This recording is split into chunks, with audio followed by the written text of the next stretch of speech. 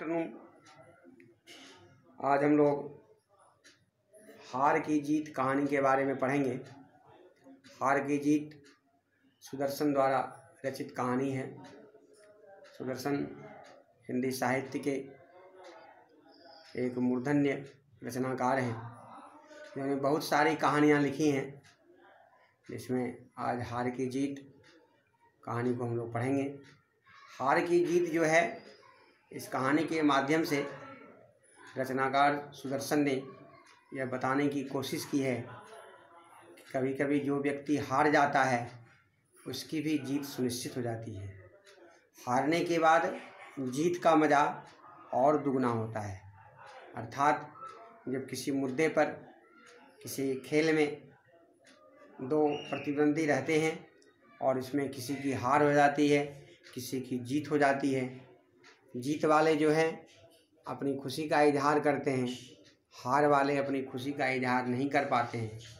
इस कहानी के माध्यम से रचनाकार श्री सुदर्शन ने हम लोगों को बताने का प्रयास किया है कि कभी कभी ऐसा होता है कि जो व्यक्ति हार जाता है वो अपने आप को जीतता हुआ महसूस करता है। समाज, देश, राज्य उस व्यक्ति को यह कहते हैं कि यह आदमी हार गया है, बल्कि सब लोग उसे यह समझते हैं कि आदमी सचमुच में जीत गया है। अब इस कहानी को हम लाइन बाय लाइन पढ़ेंगे। आप लोग भी इसे घर में पढ़ेंगे, साथ ही साथ जो अभ्यास दिया जाएगा उसे अवश्य करने का कोशिश करेंगे। धन्यवाद। अब कहानी को लाइन बाय लाइन हम पढ़ेंगे। कहानी का स्टार्ट होता है, माँ को अपने बेटे किसान को अपने लहलहाते खेत देखकर जो आनंद आता है, वही आनंद बाबा भारती को अपना घोड़ा देखकर आता था। दो इसमें वाक्यांश आया। सबसे पहला आया माँ को अपने बेटे, और दूसरा वाक्यांश आया किसान को अपना लहलहाता खेत। सचमुच में माँ को अपने बेटे को देखकर बड़ा ही आनंद महसूस होता है। ठीक उसी तरह से किसान जब अपने खेत को देखता है जिसमें लहलहाते हुए फसल लगे हुए होते हैं, तो किसान को बहुत आनंद आता है। ठीक उसी तरह का आनंद बाबा भारती को अपना घोड़ा देखकर होता था। भगवत गीता से जो समय बचता वह घोड़े को अर्पण हो जाता। घोड़ा बहुत सुंदर था, बहुत बलवान था। उसके जोड़ का घोड़ा सारे इलाके में न था। जोड़ मतलब हुआ अनूठा, उसका कोई प्रतिद्वंदी नहीं। इस तरह का घोड़ा पूरे इलाके में नहीं था। बाबा भारती उसे सुल्तान कहकर पुकारते, अपने हाथ से दाना पानी देते, साथ साथ देख देख कर प्रसन्न भी होते थे। बाबा भारती गांव से बाहर एक छोटे से मंदिर में रहते, भगवान का भजन करते और मन में सोचते, मैं सुल्तान के बिना नहीं रह पाऊँगा। उन्हें ऐसे भ्रांति सी हो गई थी। भ्रांति मतलब होता है दुविधा। जब लोग ये समझ लेते हैं कि हम इसके बिना जी नहीं पाते हैं, जिसको गलतफहमी भी कह सकते हैं। इंसान सबके अनुपस्थिति में जी सकता है, उसी तरह से बाबा भारती भी जी सकते थे, लेकिन उनको ये भ्रांति हो गई थी। वे इसकी चाल पर लट्टू रहते थे। ऐसा चलता है, वे कहते कि ऐसा चलता है जैसे मोर घटा को देखकर नाच रहा हो। जब तक बाबा भारती संध्या समय सुल्तान पर चढ़कर 8-10 मील चक्कर न लगा लेते, उन्हें चैन नहीं आता। कहने का अर्थ ये है कि बाबा भारती को एक आदत सी हो गई थी।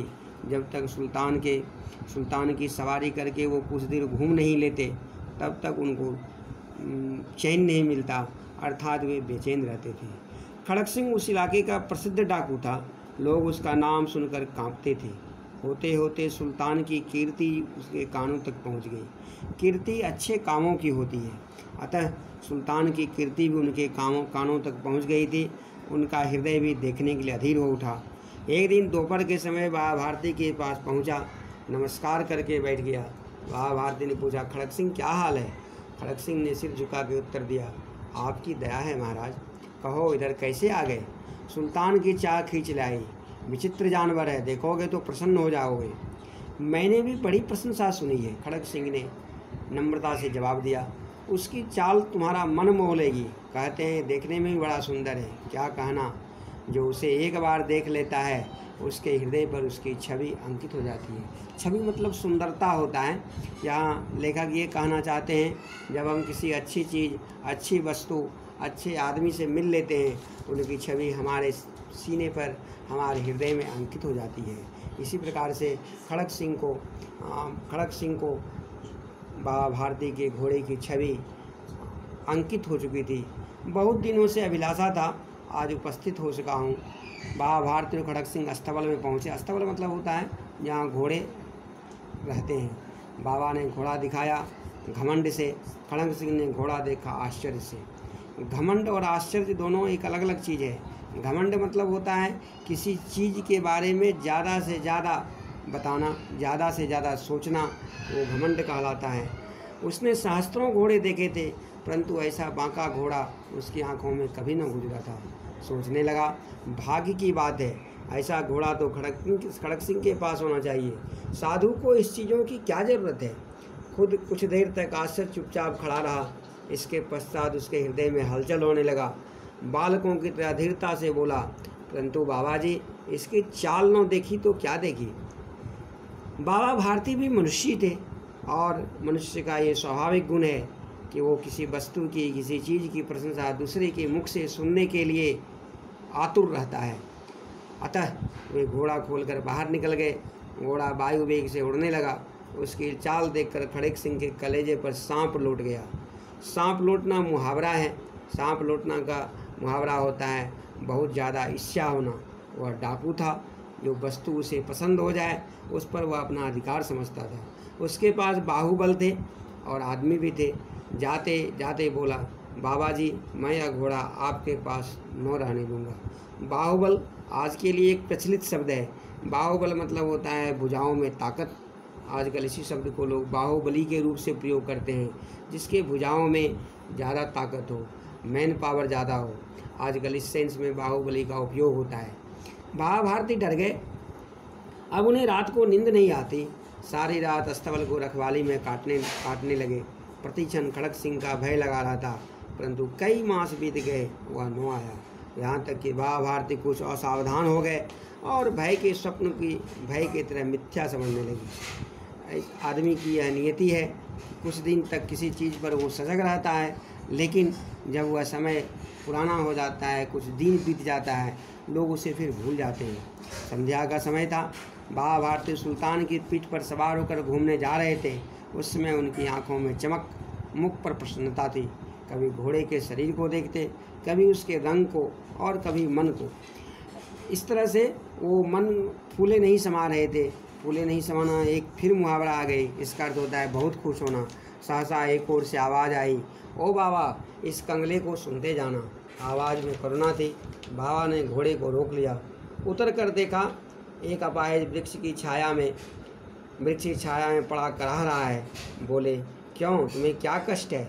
अपाहिज ने हाथ जोड़कर कहा, बाबा, मैं दुखिया हूँ, मुझ पर दया करो। रामबाला यहाँ से लगभग 3 मील दूर है, मुझे वहाँ जाना है। घोड़े पर चढ़ा लो, परमात्मा भला करेगा। बाबा भारती को यह बात सुनकर दया आ गई। उसने घोड़े को आगे बढ़ाकर रोका। यहाँ पर कुछ शब्द दिए गए हैं, शब्दार्थ। जैसे पहले है भ्रांति सी मतलब गलतफहमी, घनघटा मतलब काले बादल, कीर्ति मतलब प्रसिद्धि, अधीर का उल्टा होगा धीर, अधीर का अर्थ जिसमें धीरज नहीं हो। अभिलाषा मतलब इच्छा, बाहुबल जिसके भुजाओं में ताकत हो, मास मतलब महीना, मिथ्या मतलब झूठ, सहसा मतलब अचानक, कंगला मतलब जो काफ़ी गरीब हो, अपाहिज जो कि हैंडीकेप्ट इसको बोलते हैं, ये चलेबुल शब्द है, जो चलने फिरने में लाचार हो, उसे हैंडीकेप्ट कहते हैं। वहाँ तुम्हारा कौन है। दुर्गादत्त वैद्य का नाम आपने सुना होगा, मैं उनका सौतेला भाई हूँ। बाबा भारती ने घोड़े से उतरकर अपाहिज को घोड़े पर सवार किया और स्वयं उसकी लगाम पकड़कर धीरे धीरे चलने लगा। सहसा उन्हें एक झटका लगा और लगाम हाथ से छूट गई। उनके आश्चर्य का ठिकाना न रहा जब उन्होंने देखा कि अपाहिज घोड़े की पीठ पर तन कर बैठा है और घोड़े को दौड़ाए लिया जा रहा है। उनके मुख से भय, विस्मय और निराशा जैसी चीख निकल गई। वह अपाहिज वास्तव में कोई नहीं था, वह खड़ग सिंह था।